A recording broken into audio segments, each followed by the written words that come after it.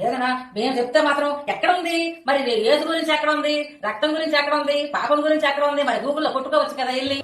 భవిష్య పురాణం, అదుగది భవిష్య పురాణం పైన ఉంది చూడండి, పేరు భవిష్య మహాపురాణం అని. అందులో లోపల పేజీవి చూడండి జాగ్రత్తగా, ఆ పైన చూడండి, శాలివాహనుడు యేసు ప్రభు అనే మాటలు ఉన్నాయి. ఒకనాడు యుగ పురుషుడును శకపురుషుడునైన శాలివాహన చక్రవర్తి హిమగిరి శిఖరం మీదికి వెళ్ళాడు. అక్కడ హూణదేశ మధ్యంలో నున్న పర్వతంపై అతనికి ఒక సుందర పురుషుడు కనబడ్డాడు. అతని శరీరం గౌరవర్ణ కాంతులను ప్రసరింపజేస్తుంది. ఏమండి, అతన్ని చూడగానే అప్రయత్నంగా కలిగిన ప్రసన్న భావంతో చక్రవర్తి అడిగాడు, మహానుభావ మీరెవరు అని. అప్పుడు ఆయన అన్నాడు, నేను ఈశపుత్రుడను, అంటే దైవ కుమారుడను, కుమారి గర్భము నుండి ఉత్పన్నమైన వాడను.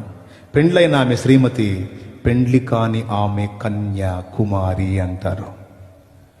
కుమారి గర్భము నుండి ఉత్పన్నమైన వాడను, నేను మ్లేచ్ఛ ధర్మ ప్రచారకుడను, సత్యవ్రతమందు స్థితుడను అని యేసు తను గూర్చి తాను చెప్పుకున్నాడని శాలివాహనుడు సాక్ష్యం ఇచ్చినట్టు భవిష్య పురాణంలో ఉంది. అసలు మా హైందవ సాహిత్యంలో మీ యేసు గురించి ఎందుకు ఉంటుందండి బాబు, మీదేదో మీరు చెప్పుకుంటారు నాయన అని చెప్పని మొత్తుకుంటున్నారు.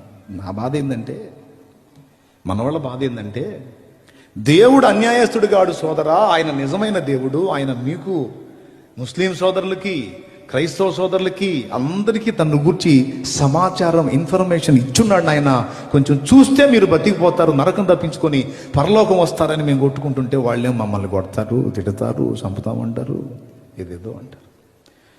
ఏమైనా సచ్చినా సరే సత్యం చెప్పే సత్తం. మీరే ఉన్నారు కదా స్వయంగా.